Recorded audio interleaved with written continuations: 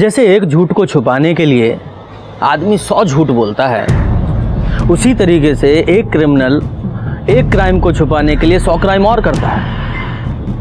नमस्कार, मैं पीआई रंजीत ठाकुर। आज मैं आपको एक ऐसे ही केस के बारे में बताने जा रहा हूं जहां एक क्राइम को छुपाने के लिए जो किया गया वो किसी भी क्रिमिनल के छक्के छुड़ा दे। और यकीन मानिए, जब ये केस हमारे सामने आया तो हमारी भी रूह कांप गई। ये केस सितंबर 2017 का है, जब मेरी पोस्टिंग गुरुग्राम थाने में थी।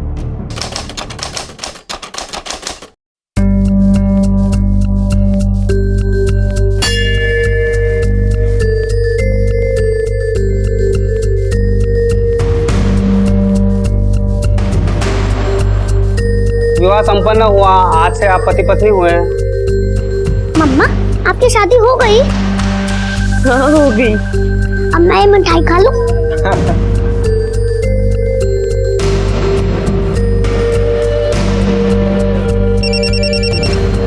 हेलो। हाँ मम्मी, बहुत लंबी उम्र है थारी। अभी थारे को याद कर रही थी और थारा फोन आ गया। अरे रश्मि, कहाँ है तू और विवान कहाँ है? मम्मी, वो मैं और विवान मोहन के साथ है। मैंने और मोहन ने मंदिर में शादी कर ली है। क्या क्या बोल रही तू? रश्मि पागल हो गई है क्या? कहाँ है तू? बता मुझे, मैं अभी आती हूँ। मम्मी, अभी मोहन वेट कर रहे हैं, हम लोगों को निकलना है। मैं बाद में फोन करती हूँ, ठीक है? अभी रख रही हूँ फोन। चलो बाय। रश्मि,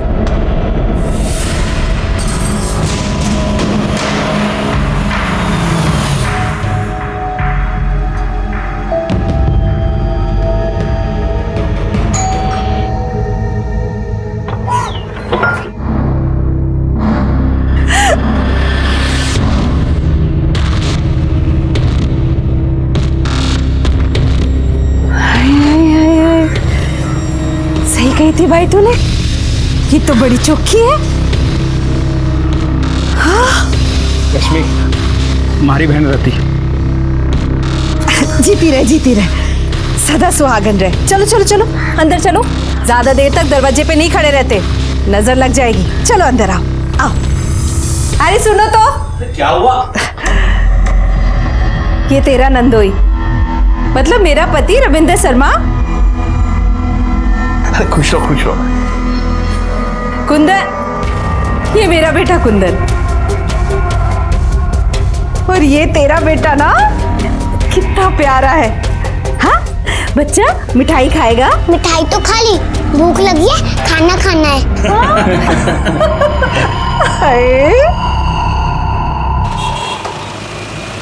सुबह 6 बजे से लगी हूँ रसोई में।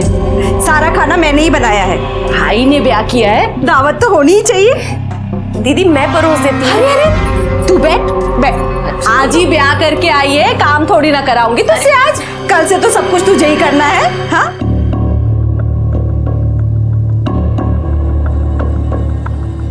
अरे अरे अरे, बावड़ा हो गया कि खुद ही ठूसने में लग गया। पहले उसे तो खिला।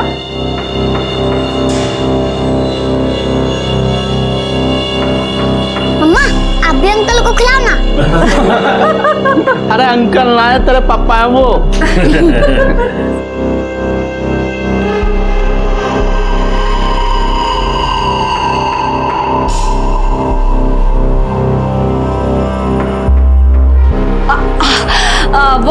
वो मिठाई तो मैं भीतर ही बुलाई, अभी लेके आती हूँ। हाँ,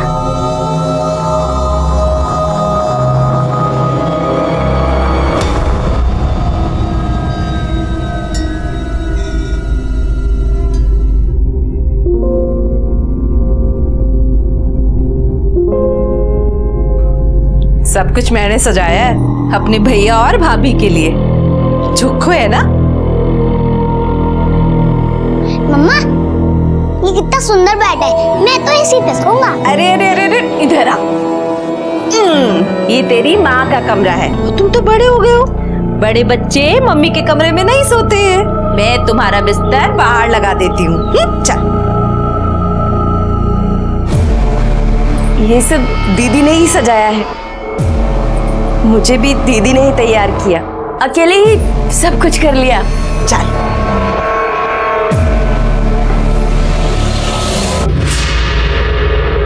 बत्ती जला कर रखना। देखना है मैंने सब।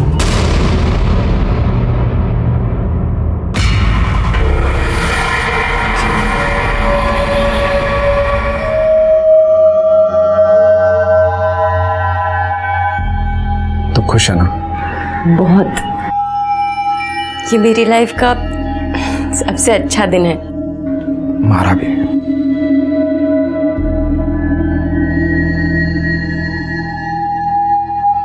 बत्ती तो बुझा दो। बत्ती जला कर रखना, देखना है मैंने सब। बत्ती बुझा दूंगा तो तने देखूंगा कैसे?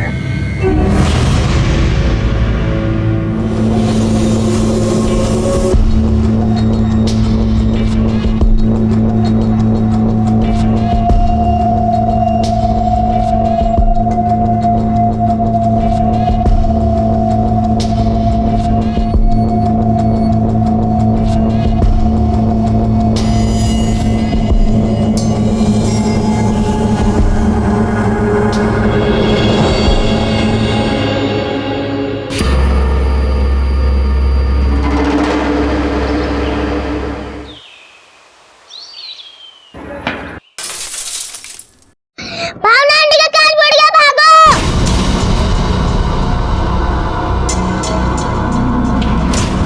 भावना, ये इसने फिर शीशा तोड़ा।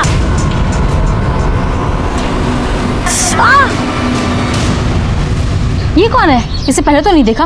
अरे वो राना है ना, उसके घर में जो किराएदार है शर्मा, उसका ही बच्चा है ये। कौन? रति का?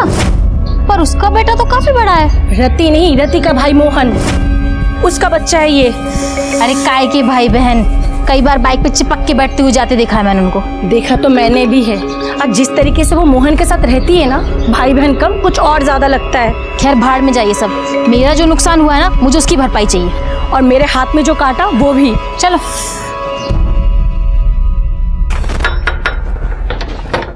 अरे क्या हो गया दोनों साथ में? भाभी, आपके घर में जो छोरा है ना, उसने मेरी खिड़की का कांच तोड़ दिया। बताओ, ये भी कोई बात होती है भला? ये गली है, मैदान थोड़ी है जो क्रिकेट खेलने लग जाते हैं बच्चे सड़क पे।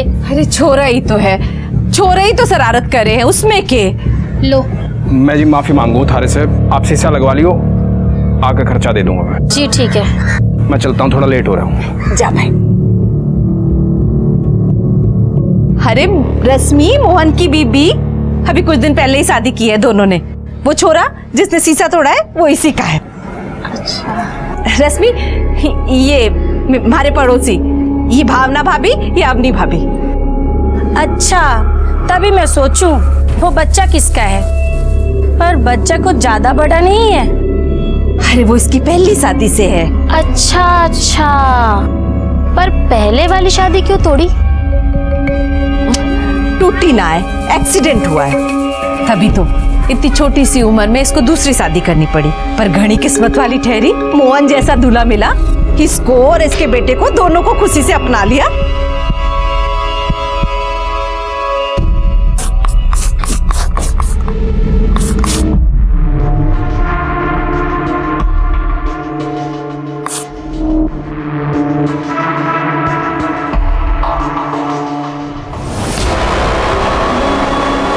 दरवाजा खुला रख।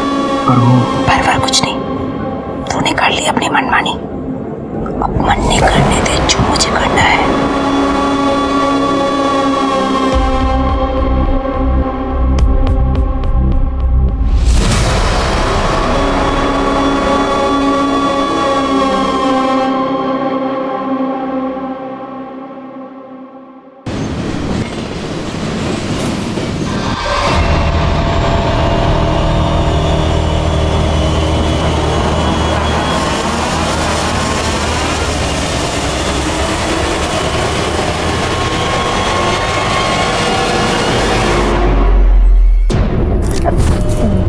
दीदी, आप इस वक्त यहाँ? मैं सोची आज हम तीनों साथ में सोते हैं, मैं, तू और मोहन। ये क्या बोल रहे हो दीदी? आप तो मोहन की दीदी हो, आप उसके साथ ये सब? बोले घड़ा है। जैसा कहती हूँ वैसा कर, बड़ा मजा आएगा। मैं ही शुरू कर देती हूँ। छोड़ो जी, दीदी छोड़ो मुझे।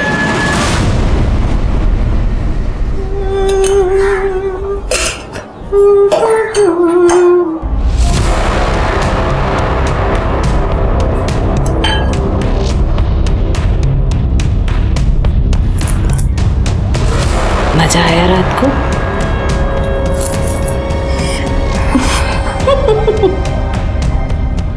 हमारा फोन नहीं दिख रहा कहीं, देखा है? क्या करेगी फोन का? मैं हूं ना मजा कराने के लिए। आज रात को तैयार रही हो, डबल मजा कराऊंगी। चाय?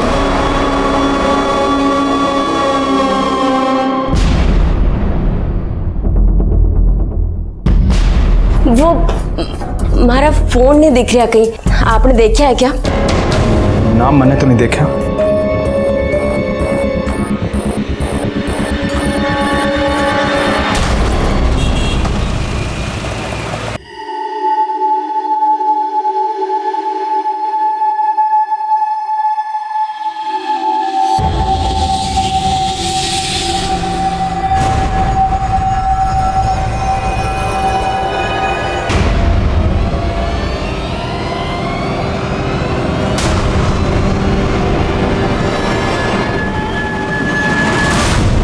तुम रत्ती दीदी से कुछ बोलते क्यों नहीं हो? ऐसी भी कोई बहन हो वे कोई अपने भाई के संग? जी मोहन, अगर तुम दीदी से कुछ नहीं बोलोगे तो मैं बात करूंगी। तो कुछ मत कहियो, आज जो कहा बस करती जाओ। लोगों में अलग अलग तरह की मानसिकता देखने को मिलती है, जिसे समझ पाना बहुत ही मुश्किल होता है। रति का अपने ही भाई और भाभी के साथ सोना और मोहन का उसे झेलना बहुत ही अजीब था। ऐसी क्या मजबूरी थी मोहन की जिसने उसे खुद ही नहीं बल्कि रश्मि को भी मजबूर कर रखा था। पर ये जो भी था, एक क्राइम की दस्तक जरूर थी, जो रश्मि को पहली बार तब मिली जब रति उनके कमरे में पहली बार आई थी। ये दस्तक हर रात रश्मि को मिल रही थी, जिसे अनदेखा करने के लिए वो मजबूर थी। पर आखिर एक दिन उसके सब्र का बांध टूट गया। छोड़, अभी हाल जाऊंगी मैं घर छोड़कर, अपने बेटे को भी लेके जाऊंगी, अपने पति को भी लेके जाऊंगी, और जो मैं होने नहीं दूंगी। हाँ नहीं होने जाऊंगी। तू नहीं जाएगी, तू छोड़ मुझे। क्यों क्यों भीड़ लगा रखी है? नहीं तमाशा हो रहा है तू नहीं जाएगी, काम नहीं है तुमने? चलो अपने घर। आज समझ रही। हाँ चिल्लाने की कोई जरूरत नहीं है। छोड़, मुझे चिल्लाऊंगी। बहुत हो गया दीदी दीदी, अब तेरा भांडा मैं सबके सामने फोड़ के रहूंगी। नहीं रहना है मुझे तेरे इस घर में। अरे बावड़ी हो गई है क्या? किधर जाएगी? हाँ तू जाएगी मतलब मेरा भाई भी इधर से जाएगा, और जो मैं होने नहीं दूंगी। हाँ नहीं होने जाऊंगी। तू नहीं जाएगी, अभी जाऊंगी मैं, और इतना ही नहीं, जाऊंगी भी और सबको बताऊंगी भी तू कितनी घटिया औरत है। पागल हो गई है। मैं मोहन को कहीं नहीं जाने दूंगी। नहीं जाऊंगी। मम्मा रश्मि, रश्मि, तूने हाथ कैसे उठा दिया इस पे? बहुत हो गया तेरा, बहुत सुन ली तेरी। हम यो घर अभी छोड़ के जाओगे, और दम हो तो रोक के देखो। चल रश्मि, कर पैक, चल बेटा बैठ।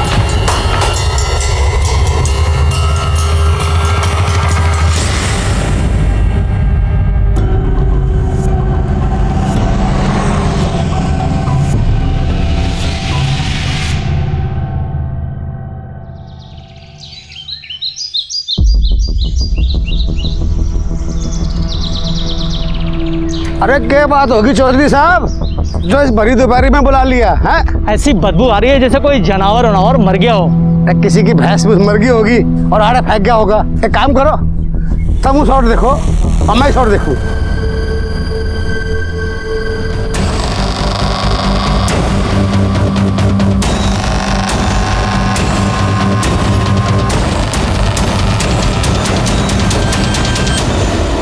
तुम लोग आसपास देखो, बॉडी के और टुकड़े मिलते हैं क्या?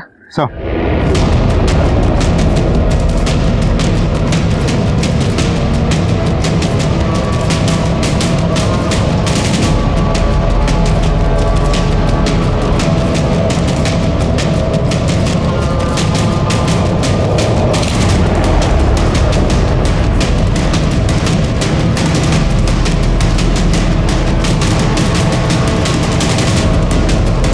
7 बोरियों में बॉडी के टोटल 13 टुकड़े मिले हैं। सर देख के तो लगता है किसी एक ही औरत के बॉडी पार्ट्स हैं। और उधर देखिए सर, राइट हैंड पर ओम का टैटू बना हुआ है। सर चेहरा तो बिल्कुल बुरी तरह से कुचल दिया गया है। लगता नहीं मुझे शिनाख्त होने के कोई चांसेस है। और आसपास जाके पूछताछ भी की है मैंने, किसी को कोई आइडिया नहीं है कौन आके बोरिया फेंकेगा। हाँ यार, मैंने भी इन लोगों से पूछा, किसी को कुछ नहीं पता। लगता है ये बोरियां आज नहीं फेंकी गई हैं, कई दिन पहले यहाँ फेंकी गई हैं। है तो बॉडी के पार्ट्स को पोस्टमार्टम के लिए भेजो और रिपोर्ट जल्दी से जल्दी मंगाओ। तो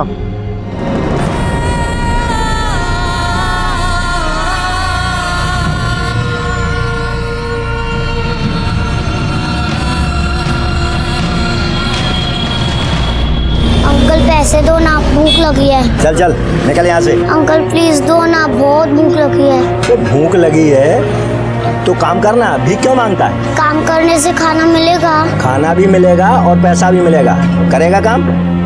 चल यहाँ। क्या नाम है तेरा? विवान। पहले तो तू इस मोहल्ले में नहीं दिखा, कहाँ से आया? नहीं पता। कैसे आया? पता नहीं। चल आज से तेरा काम शुरू। जा चाय दे के आओ।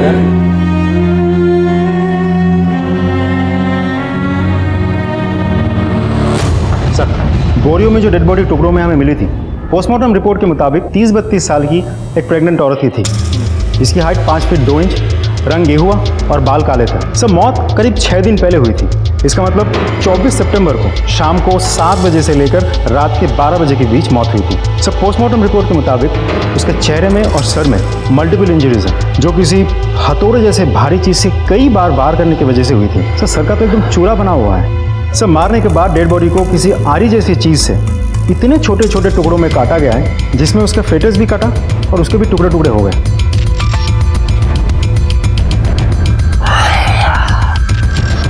यादव, ये काम किसी इंसान का नहीं हो सकता, बल्कि इंसान की शक्ल में किसी राक्षस का है। और ऐसे राक्षस को तो सजा जरूर मिलनी चाहिए। और इससे पहले हमें इस बॉडी की पहचान करनी होगी। एक काम करो, जहाँ ये बॉडी मिली है वहाँ जितने भी रास्ते हैं, उन पर जितने भी सीसीटीवी लगे हैं, उन सब की 24 तारीख से लेकर कल तक की सीसीटीवी फुटेज निकालो। सर मैंने हेड कांस्टेबल को स्पॉट में भेज दिया है, देखने के लिए कि वहाँ कोई सीसीटीवी कैमरा है या नहीं। अगर है तो हमें बहुत जल्द फुटेज मिल जाएगी। गुड। एक काम और करो, गुरुग्राम के जितने भी पुलिस स्टेशन हैं सबको अपडेट करो और अपनी साइट पे इस औरत की एज, हाइट, कॉम्प्लेक्शन, इसके टैटू के बारे में, ये बॉडी कितने टुकड़ों में मिली, सब कुछ अपडेट करो A to Z। NCR और आसपास के थानों में भी सबकी इस बॉडी के बारे में बताओ। सर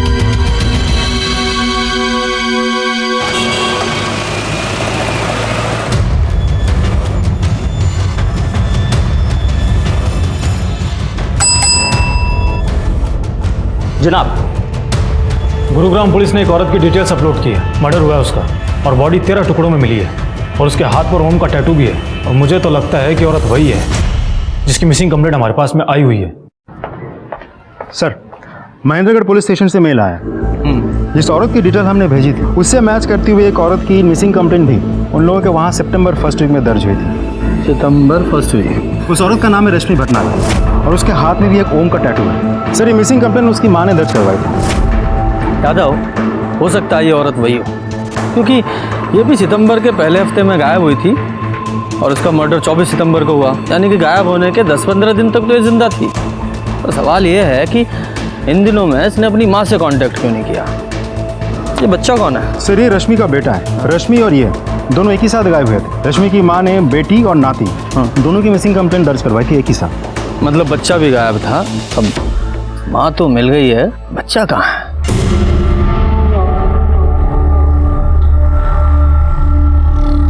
सेठ, बहुत भूख लगी है, 20 रुपए दे दो, तनख्वाह में से काट लेना। 4 चाय बेची नहीं कि भूख लगाई?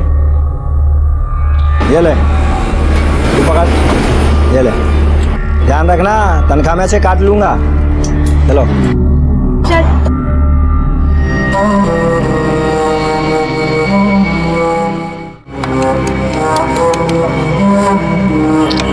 अबे विवान, तू हर दिन किसको फोन करता रहता है? नंबर तो कभी लगता ही नहीं है। मम्मी को, उनका फोन हर वक्त स्विच ऑफ रहता है। अभी तो किसी और को कर लेना, घर में और भी तो लोग होंगे। हैं नानी, पर मुझे नानी का नंबर याद नहीं। सर आपने जो डिटेल्स अपलोड की थी उससे मैच करते हुए हमारे पास में मिसिंग कंप्लेंट आई हुई थी और हाथ पर ओम का टैटू भी था। हाँ, हाथ में ओम का टैटू गुदवाया था। कहाँ है मेरी रश्मि? सर, ये रश्मि की माँ है। इन्होंने रश्मि और विमान की मिसिंग कंप्लेंट लिखवाई थी। आपने मेरी बेटी को ढूंढा है? भगवान आपका बहुत भला करेगा। माँ जी, पानी पीजिए आप। मैं ठीक हूँ, बस आप मेरी बेटी को बुला दीजिए बस। माँ जी, हमें डाउट है कि रश्मि इस दुनिया में नहीं है। उसका मर्डर हो गया। नहीं,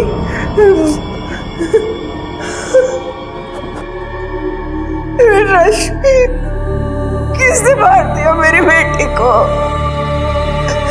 विमान, विमान का विवान कहाँ है, किस हाल में है, ये तो हमें नहीं पता, लेकिन आप जो कुछ भी रश्मि के बारे में जानती है सब बताइए, ताकि हम रश्मि के कातिल को पकड़ सकें और विवान को ढूंढ सकें।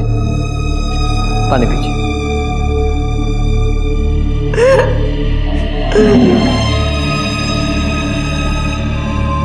माँ जी, बताइए। उसका तो नसीब ही बड़ा था। इतनी सी थी तब बाप का साया उठ गया उसके सर से। ब्याह किया पर वहां भी नसीब से हार गई। थोड़े दिनों बाद ही एक एक्सीडेंट में उसका आदमी चला गया। गोद में था उसके विवान। जब वो मायके वापस आई थी, पत्रो बेटा, भगवान के सामने किसकी चली? उसकी इतनी लिखी थी, वो चला गया, लेकिन तेरे सामने तो पूरी जिंदगी पड़ी है ना। कम से कम अपनी नहीं तो विवान के बारे में तो सोच। थोड़े सालों के बाद मेरी एक सहेली की जान पहचान वाला था, चेतन भटनागर। उसने आखिर रश्मि का हाथ मांगा। उसकी बीवी उसे छोड़कर किसी और आदमी के साथ चली गई थी। 2 बेटियां थी उसकी।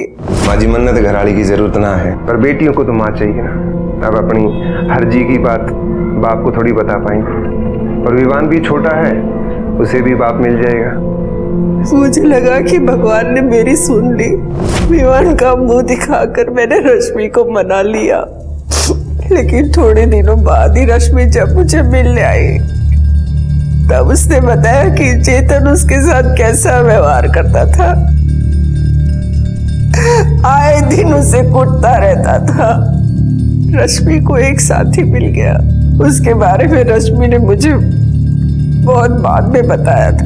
तू कौन है भाई, और मेरे घर में तू क्या कर रहा है? पड़ोसी उठा और खबरदार करना आया हूँ। आज के बाद हाथ मत उठा दियो इसने। तू घना कृष्ण का भांजा मर जाए हैं? चल निकल यहाँ से। आज के बाद जो हमारे घर के मामले में टांग अड़ाई ना, चल चल निकल, चल निकल।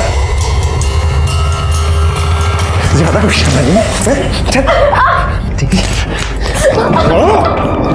अरे औरत को मारना घर का मामला नहीं है। सुने, उठाए गिरा नहीं हूँ तेरे की तेरिया। गवर्नमेंट फर्म में काम करूँ, एक कंप्लेंट कर दी ना तेरी, तो घर का मामला जेल में सुलझेगा। वो ने उस जल्लाद से उसे बचाया था। दोनों में बातचीत होने लगी, प्यार हो गया, लेकिन ये बातें उस चेतन को पता चल गई और मोहन और चेतन के बीच में बहुत बड़ा नाटक हो गया। और सितंबर के पहले हफ्ते में ही रश्मि विवान को लेकर मोहन के साथ चली गई और मंदिर में जाके उन दोनों ने ब्याह कर लिया। मम्मी, वो मैं और विवान मोहन के साथ है। मैंने और मोहन ने मंदिर में शादी कर ली है। लेकिन उस दिन के बाद ना ही उसका फोन आया, ना ही उसकी कुछ खबर मिली। इसीलिए मैं यहाँ रिपोर्ट लिखाने आई थी। सर, हमें जब पता लगा कि रश्मि और विमान के लापता होने में चेतन का हाथ है, तो हमने उससे पूछताछ भी की। मिसिंग ना भाई साहब, भाग गई थी जैसे पहले वाली भागी थी। अब जैसा करेगी वैसा भुगतेगी। मुझे क्या जरूरत है उसे या उसके बेटे को कुछ करने की? अपनी पहली बीवी की भड़ास निकालने के लिए तो उसे जानवरों की तरह मारता था। अब वो तुझे अकेला छोड़ के चली गई है तो कुछ नहीं करेगा। हम इज्जतदार लोग हैं साहब। 2 पैसे की औरत के लिए अपनी इज्जत मिट्टी में नहीं मिला सकता। आप मुझे अगर अरेस्ट करने की सोच कर आए हैं तो आप उसे ले आओ, मैं मार देता हूँ, आप मुझे अरेस्ट कर लेना। सर, हमने दोनों को बहुत तलाश किया, लेकिन उन दोनों का कुछ भी पता नहीं चला अभी तक। टाटी, यादव का रश्मि का फोन नंबर और इस चेतन का एड्रेस लिखवा दो।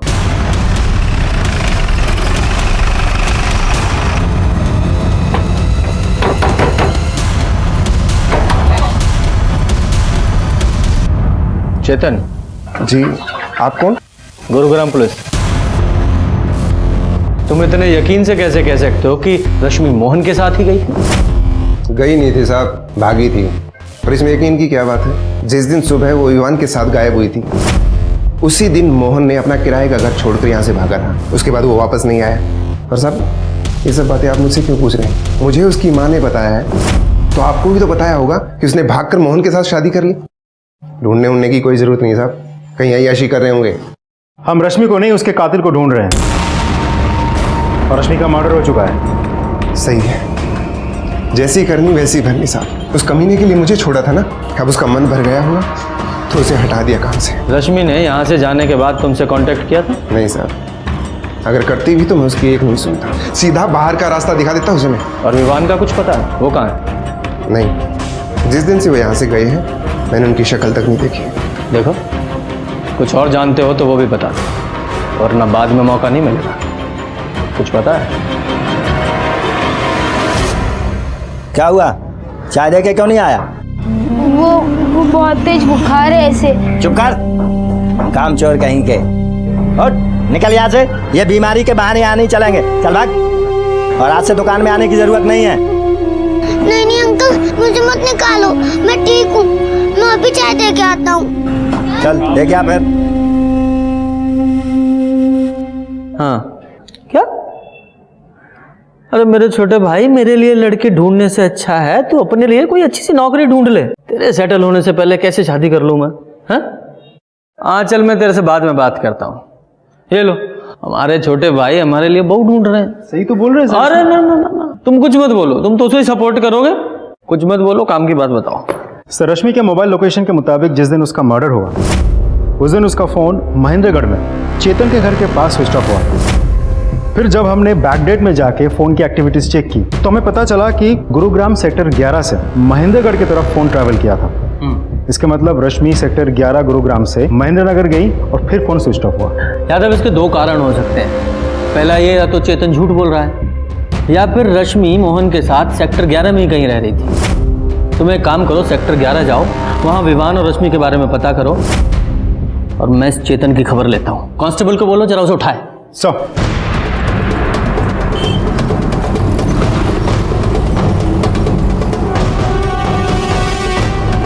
दो चाय देना। ये ले। विवान, सुन, क्या हुआ इसे? इसे बहुत तेज बुखार है।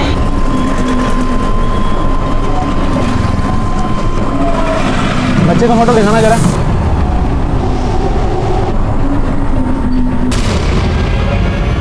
बच्चा तो यही है, मैं इसे हॉस्पिटल लेके जा रहा हूँ। तुम साहब को खबर दो, बच्चा मिल गया। झूठ बोल रहा है तू। रश्मि की मोबाइल लोकेशन से साफ पता चल रहा है जिस दिन उसका मर्डर हुआ वो तुझसे मिलने आई थी। कसम से सर, वो मेरे घर ना आई सर। आई थी, और तूने बदला लेने के लिए उसको खून कर दिया, क्योंकि एक बार उसकी वजह से तेरी बेइज्जती हुई थी ना। और क्या कहा था तूने पीएसआई राठी के सामने? अगर आप लोग मुझे अरेस्ट करने की सोच कर आए हैं तो आप उसे ले आओ, मैं मार देता हूँ, आप मुझे अरेस्ट कर लेना। कहा था कि नहीं? इसलिए जब वो तेरे घर आई तूने उसे मार दिया, फिर उसके टुकड़े टुकड़े किए, बोरी में भरे और फेंक दिया। ना वो मेरे घर आई और ना मैंने ऐसा कुछ किया है सर। आधा किलो कर दो इसका। देखिए जरा, आपने इन दोनों को यहाँ कहीं देखा है? ये रश्मि और इसका बेटा विवान है। हाँ सर, ये दोनों हमारे ही मोहल्ले में रहते हैं, शर्मा जी के मकान में, पर कुछ दिनों से इनको देखा नहीं है। ये शर्मा फैमिली इनके रिलेटिव्स हैं? अब रिलेशन का तो पता नहीं, पर रत्ती मोहन की बहन है, पर रंग ढंग देख के भाई बहन जैसा तो नहीं लगता है। अच्छा, ये लोग रहते कहाँ हैं? मकान नंबर? ये गली से दूसरा मकान। Thank you. अरे उन दोनों के बीच की वो बात तो बता दे। सर सर सर, एक और बात बोलनी है आपको। बोलिए। अरे रश्मि गुरुग्राम के सेक्टर 11 में क्या कर रही थी? ये वहाँ मोहन के साथ रहती थी ना? सर कौन कहाँ क्यों रहता है सर मैं नहीं जानता, मैं महेंद्रगढ़ में रहता हूँ, मैं बस इतना जानता हूँ सर। अच्छा, एक काम करो, इसे ना अंदर डालो और इसकी सेवा पानी करो, सब जान जाएगा, सब बताएगा। सर मैं सच्ची कह रहा हूँ सर। सर मेरी बात का यकीन कीजिए ना सर। क्या कह रहे हो साहब? अरे भाई ये मेरा तो साथ ही रहेगा, और जब भाई साथ रहेगा तो भाभी भी साथ रहेगी। पर मन समझ में नहीं आ रहा कि ये सब पूछ क्यों रहे हो। शादी कब की थी उन दोनों ने? 31 अगस्त। सीधा मंदिर से शादी करके घर ही आए थे। मैंने खूब खाना वाना बनाया था साहब। 1-2 हफ्ते हंसी खुशी से रहे, बड़ा अच्छा लगा हमें। ये मोहन रश्मि से शादी करने के बाद उसे आपके घर लेकर क्यों आया? उसे अपने घर क्यों नहीं लेकर गया? सर बात ये है कि मोहन रश्मि और विवान को भगा के लेकर आया था। कुछ दिन चुपके रहना था। उसने पूछी बहन तेरे घर रह जाओ, मैंने भी बोला तेरा ही घर है भाई रह जा। तो बस 1-2 हफ्ते चुपचाप अच्छे से रहे। जब मामला ठंडा पड़ गया तो वापस चले गए महेंद्रगढ़। मोहन की कोई फोटो है आपके पास? फोटो? एल्बम वाला फोटो तो ना है साहब, पर हाँ 1 मिनट, ये फोन में रही, ये रही। शेयर। अच्छा, यहाँ से वो दोनों किस डेट को शिफ्ट हुए थे? 10-12 दिन पहले साहब, अब 24-25 को। कैसे गए थे? अरे भाई के पास मोटरसाइकिल है, मेरे मोटरसाइकिल से। जब सब कुछ हंसी खुशी चल रहा था, जाने की जरूरत क्यों आ पड़ी? अरे बताई ना अभी आपको साहब कि मामला ठंडा पड़ गया तो चले गए वो दोनों। वहाँ मामला ठंडा पड़ गया और यहाँ गर्म हो गया है ना? हमें पता चला है कि आप लोगों के बीच बहुत बड़ा झगड़ा हुआ था। किसी ने तो किसी को थप्पड़ मारा था, हाथापाई भी हुई थी। इसके अगले दिन ही वो यहाँ से चले गए। अरे साहब वो झगड़ा थोड़ी था, और ऐसा छोटा मोटा झगड़ा किस घर में नहीं होता, आप बताओ। हुई थी बहसबाजी साहब, हुई थी। भाई बहन में छोटी मोटी बहसबाजी तो होती रहती है। उसने बोला बहना मैं जा रहा हूँ, मैंने भी बोला तेरी मर्जी तू जा। बोला था फोन करेगा, आज तक तो फोन ना किया उसने। उसने फोन नहीं किया तो आपने किया होगा ना? अरे मोहन बड़ा गुस्से वाला है साहब, उसने ना करा तो मैंने भी ना करा। सोचा गुस्सा ठंडा हो जाएगा तो आप पे आप फोन कर लेगा। अच्छा, ये महेंद्रगढ़ में ये मोहन कहाँ रहता है? एड्रेस दीजिए उसका। साहब अपना घर तो है नहीं उसका, कहीं किराए विराए पे लिया होगा। अब छोटा मोटा घर तो लिया नहीं होगा साहब, बीवी बच्चे वाला है तो बड़ा ही घर लिया होगा। बीवी बच्चे उसके साथ में नहीं है, क्योंकि रश्मि का मर्डर हो चुका है। कह रहे हो साहब? हाँ, मोहन और विवान दोनों लापता हैं। अब मोहन ही बता सकता है कि क्या हुआ था उन लोगों के साथ।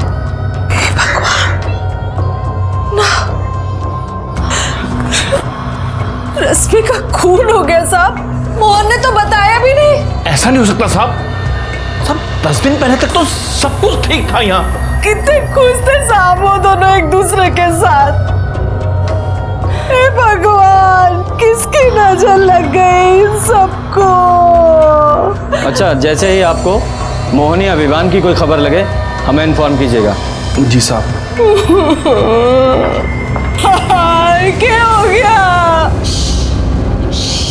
सर मुझे लगा रति मोहन के लिए जेन्युइनली दुखी है, लेकिन पड़ोसियों से पूछताछ करके पता चला कि दोनों के बीच भाई बहन का रिश्ता नहीं था। सर कुछ तो गड़बड़ है। हाँ, पड़ोसी जा ठीक ही कह रहे हैं यादव, क्योंकि इतनी प्यारी बहन को इतने प्यारे भाई की कोई खबर ही नहीं है। इस शर्मा फैमिली की कुंडली निकालो, खासकर इस रति की। और हाँ, ये मोहन का फोटो भी सर्कुलेट करो और उसकी बाइक का भी पता लगाओ। सर विवान का पता लग गया है। महेंद्रगढ़ की एक सड़क पे बेहोश पड़ा था, उसे डेंगू हुआ है और हमने उसे अस्पताल में भर्ती करा दिया है, और सरिता जी को भी इन्फॉर्म कर दिया है। चलो अच्छा है, बच्चा जिंदा है। एक काम करो, जब तक विवान को होश ना आए वो इसके पास फटकना नहीं चाहिए। उसका स्टेटमेंट सबसे पहले हम लेंगे। जी सर। जनाब, आरटीओ से पता चला है कि मोटरसाइकिल मोहन के नाम पर रजिस्टर्ड थी और एड्रेस मोहन की बहन रति के घर का है, पर बाइक अभी तक बरामद नहीं हो पाई है। जनाब, मोहन का फोन भी चेतन के घर के आसपास ही स्विच ऑफ हुआ था। ये देखिए सर। यादव, अगर रश्मि का और मोहन का फोन ये चेतन के घर के पास स्विच ऑफ हुआ है और रति के बयान के मुताबिक ये तीनों महेंद्रगढ़ के लिए 24 तारीख को निकले थे, और इन सब कांड में अगर चेतन का हाथ है तो मोहन की बाइक महेंद्रगढ़ में ही कहीं आसपास मिलनी चाहिए। सर ऐसा भी तो हो सकता है कि दूर कहीं जाके उसने बाइक को ठिकाने लगा दी हो। हाँ, पर जहाँ भी ठिकाने लगाया वहाँ मिलनी तो चाहिए ना। यादव एक काम करो, ये मोहन की बाइक का रजिस्ट्रेशन नंबर एनसीआर और आसपास के स्टेट में फैला दो, हो सकता है कोई क्लू मिले। जब ये केस शुरू हुआ तो बहुत टेंशन थी। इतने सारे टुकड़ों में मिली बिना चेहरे वाली बॉडी की आखिर पहचान कैसे होगी? पर पहचान हुई, विवान भी मिला जो बेचारा हॉस्पिटल में बीमार पड़ा था। एक एक करके केस की परतें खुल रही थी, पर कुछ पुख्ता सबूत हाथ नहीं लग रहे थे। मोहन गायब था और उसकी बाइक चेतन के घर के पास मिली, पर तभी विवान को होश आया, मानो हमारे केस को होश आ गया। मम्मी कहाँ है? के वजह से नहीं। हाँ बेटा, आप पहले थोड़ा सा स्ट्रांग हो जाओ, है ना, तब उनको बुलाते हैं। आपको ऐसे बीमार देखेंगी तो उनको अच्छा नहीं लगेगा ना। हाँ? अच्छा एक बात बताओ, जहाँ से आपको पुलिस अंकल लेकर आए थे, मतलब वो मार्केट, वो रोड, वहाँ आप कैसे पहुँचे?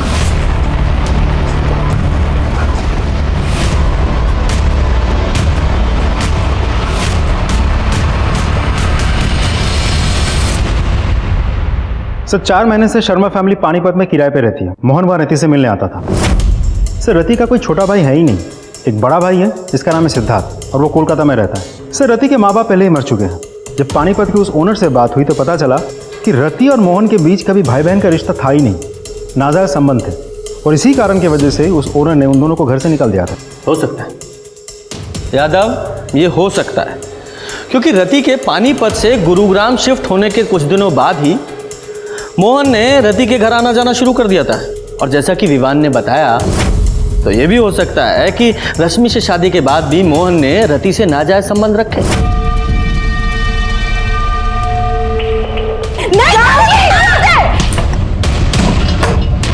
तूने हाथ कैसे उठा दिया इस पे? हम यो घर अभी छोड़ के जाओगे। मम्मा खोलो, मम्मा खोलो, मम्मा। प्रॉब्लम यह है कि विवान के बयान से यह साबित नहीं होता कि रति ने, उसके हस्बैंड ने और उसके बेटे ने मिलकर ही रश्मि को मारा था। अगर इन्होंने रश्मि को मारा तो फिर वो मोहन कहाँ है? वो भी गायब है। कहीं मोहन का भी तो इन सब में हाथ नहीं है। और फिर रश्मि और मोहन दोनों के फोन लोकेशन वहाँ महेंद्रगढ़ में चेतन के घर के पास मिले। यहाँ तक कि मोहन की बाइक भी उसके घर के पास ही मिली है। और ये रश्मि की बॉडी वहाँ महेंद्रगढ़ में नहीं, यहाँ गुरुग्राम में मिली। तो क्या ये तीनों रश्मि को वापस यहाँ गुरुग्राम में लेकर आए, फिर से मारा? कुछ तो मिसिंग है, कहीं क्या हो सकता है? जनाब, मैंने शर्मा फैमिली का रश्मि के मर्डर वाले सप्ताह का कॉल रिकॉर्ड चेक किया, जिसमें पता चला कि रति का बेटा कुंदन मर्डर वाली रात मोंटी अरोरा नाम के एक लड़के से एक नहीं 3 बार बात किया है। और फोन की मूवमेंट चेक की तो शाम 8 बजे, रात 10 बजे और सुबह 6 बजे मोंटी के घर पे गया। बुलाओ सर। हाँ सर, कुंदन का फोन आया था, उसको आरी मशीन की ज़रूरत थी, वही लेने आया था। फिर रात दोबारा उसका कॉल आया, कह रहा था उसको वैन की ज़रूरत है, उसको फर्नीचर काट के दिल्ली भिजवाना था। फिर रात 10 बजे वो आया, गाड़ी लेके चला गया। अगले दिन सुबह 6 बजे गाड़ी आरी सब वापस करके चला गया। तो ये आरी और वैन मतलब तुम्हारी गाड़ी कहाँ है? तुम्हारे घर पे? हाँ जी सर, घर पे। तिवारी साथ लेके जाओ और ये आरी और गाड़ी दोनों सीज करो और फॉरेंसिक ले दो। सर मतलब शर्मा फैमिली ने रश्मि का मर्डर और टुकड़े अपने ही घर में किए हैं? शायद। यादव, अगर उसके टुकड़े भी घर में ही किए गए हैं तो कंफर्म है कि बाथरूम में किए होंगे, क्योंकि एक तो बाथरूम से आवाज़ बाहर नहीं जाएगी, ऊपर से ब्लड साफ करने में भी आसानी होगी। यादव एक काम करो, इस शर्मा फैमिली के घर को ना अच्छे से और स्पेशली बाथरूम को अल्ट्रावायलेट ट्रीटमेंट दो। हो सकता है मैं रश्मि के ब्लड स्पॉट्स में है।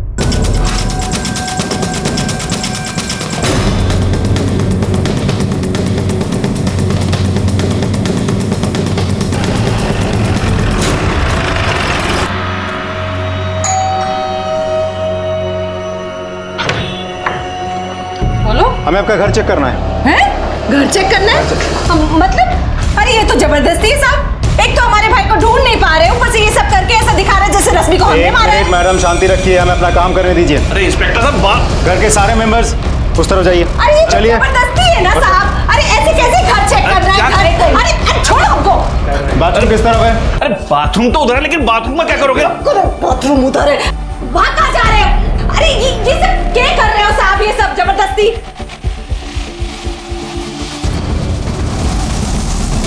सर ये देखिए, सैंपल कलेक्ट कर रहा हूं। मुझे जल्द से जल्द फॉरेंसिक रिपोर्ट चाहिए। गाड़ी में बिठाओ तीनों को। अरे गाड़ी में चलिए। जनाब ये रिपोर्ट्स।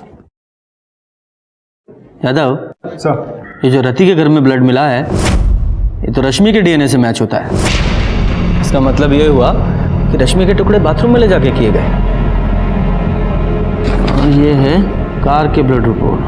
ये जो मोंटी की वैन में 2 ब्लड ग्रुप मिले हैं, इसमें से एक रश्मि के ब्लड ग्रुप से मैच होता है। इसका मतलब ये हुआ कि रश्मि की लाश ठिकाने लगाने के लिए मोंटी की वैन का इस्तेमाल हुआ है। और ये दूसरा ब्लड किसका है? अब तुम्हारा भाई बहन का नाटक हो गया खत्म। विवान ने सब बता दिया है। और तुम्हारे बाथरूम से और मोंटी की गाड़ी से रश्मि के खून के निशान मिले हैं। सच सच बता दो, रश्मि के साथ क्या किया, कैसे मारा उसे? मैं ना मारना चाहती थी उसे, पर क्या करती, मोहन ने हाथ उठा दिया था मेरे पे। हम यो घर अभी छोड़ के जाऊंगे। और शाम को बैग लेकर घर से जाने लगा।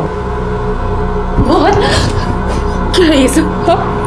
मोहन, मैं कहीं नहीं जाने दूंगी तुझे। उसका बेटी से शादी करने के लिए बोला, तो इसका मतलब ये नहीं कि तू कुछ भी मनमानी करेगा। कहीं नहीं जाएगा। अरे क्या नहीं किया तेरे वास्ते?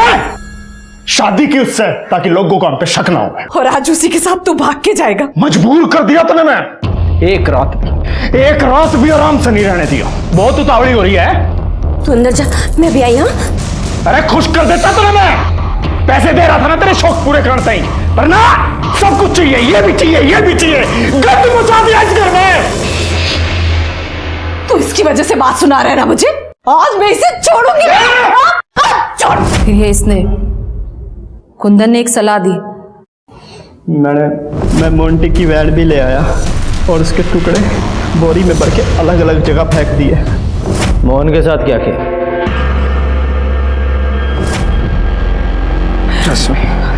मोहन तू ठीक है ना? ठीक तो है ना तू?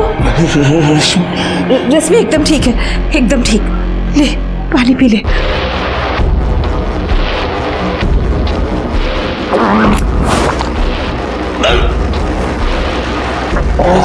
रश्मि चाहिए थी ना तुझे? जा, भेज दिया तुझे उसके पास। मर जा तू। उसकी बॉडी को कैसे ठिकाने लगाया? मोहन को भी उसी वैन में डालकर हम नदी में फेंक दिया। यादव, इसका मतलब मोंटी की गाड़ी में जो दूसरा ब्लड था मोहन का था। और ये रश्मि और मोहन का मोबाइल और उनकी बाइक चेतन के घर पे कैसे पहुंचे? और फिर ये विवान को कैसे छोड़ा, कहाँ छोड़ा, उसका क्या किया? मैंने विवान को नशे की गोली दे रखी थी। फिर मैंने रश्मि के और एक कुंदन ने मोहन के कपड़े पहनकर विवान को बेहोशी की हालत में मोटरसाइकिल पे बिठा के महेंद्रगढ़ की सड़क पे छोड़ दिया। और फिर मोटरसाइकिल को चेतन के घर के पास खड़ी की और रश्मि और मोहन का फ़ोन वहीं बंद करके नाले में फेंक दिया।